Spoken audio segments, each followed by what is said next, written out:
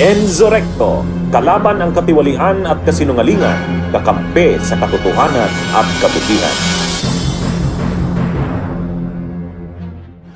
Heto mga kabunyog, matinding pasabog ang pinakawalan ng dating Usec ng DPWH na si Roberto Bernardo.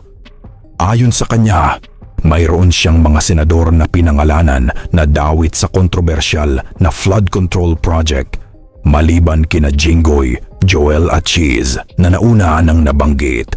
Kinumpirma mismo ni Usec Bernardo na kasama rin dito sina dating Senadora Nancy Binay at Senador Bong Revilla na umano'y humihingi raw ng kickback mula sa pundong nakalaan para sa flood control projects.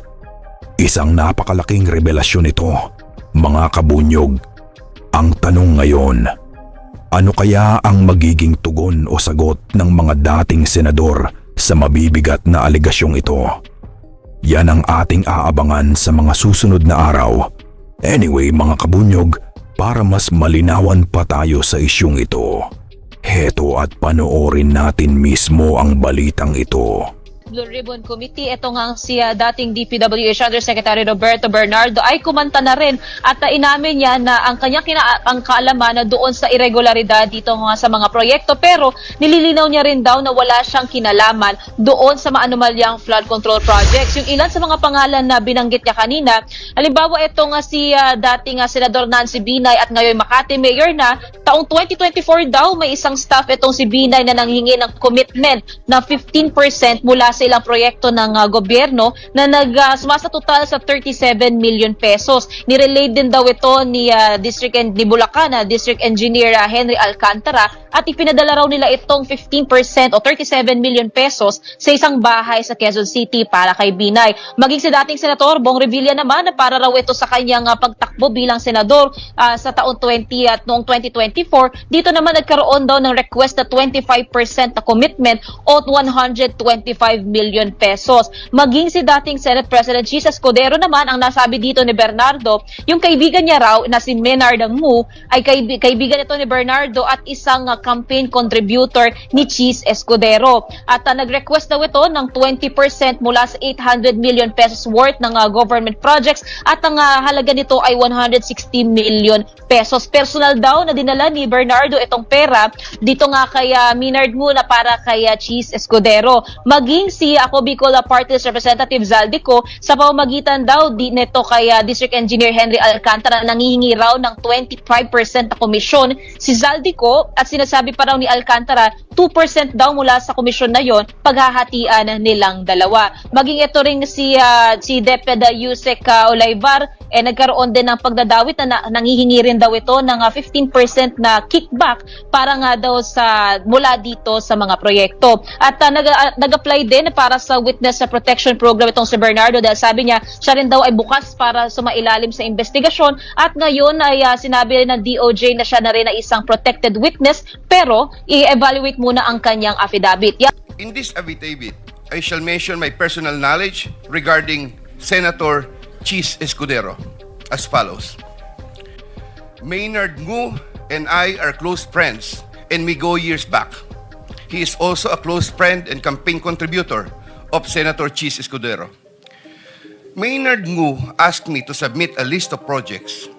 I personally submitted a list of projects to Maynard Ngu, and some of the items therein pertaining to Valenzuela and Marinduque projects were subsequently included in the General Appropriations Act.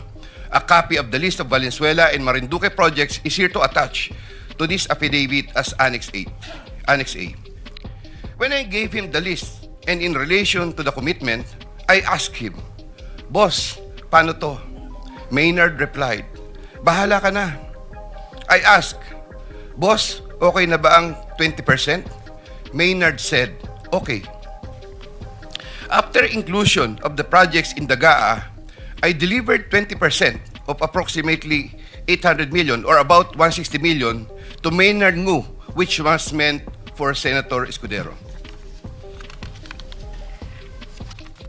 Finally, I would like to add that deliveries of cash were personally made to me by me to Maynard Ngu at his office in Manila.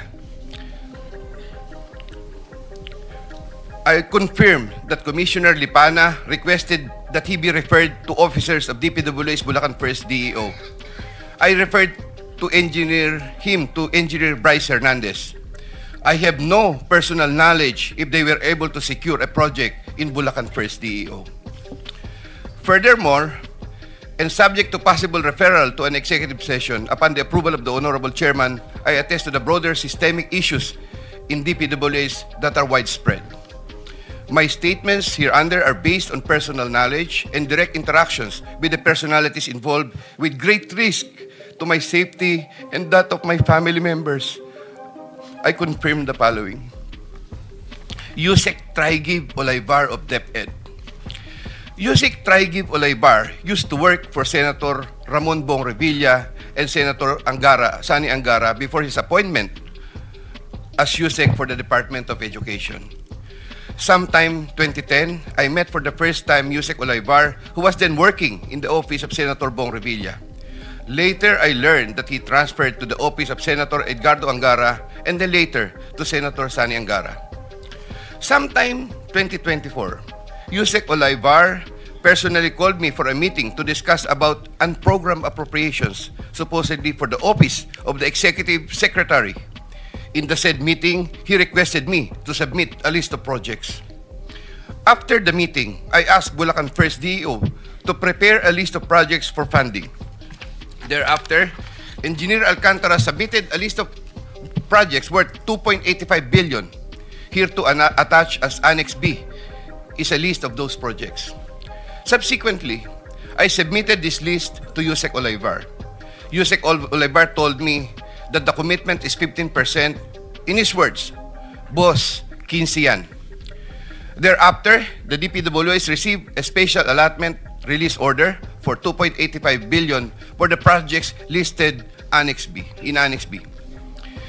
Engineer Alcantara, from time to time, would collect and deliver the agreed 15% commitment to me, which I delivered or caused to be delivered to Usec Olivar in Magallanes, Makati, and other places.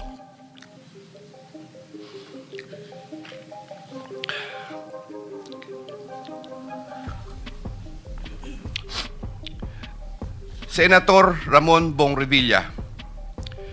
Sometime in the year 2024, Senator Revilla and I met where I gave him a list of projects given to me by Engineer Alcantara. Senator Revilla asked for a commitment, which I suggested. Then he approved at 25% of the total amount of the projects indicated in the list here to attach as Annex C. I relayed the 25% commitment to Engineer Alcantara and told him that Senator Revilla will appreciate additional contributions for his senatorial re-election bid. Engineer Alcantara collected the 25% commitment, or about 125 million, which was turned over to me and then delivered to Senator Revilla in his house in Cavite.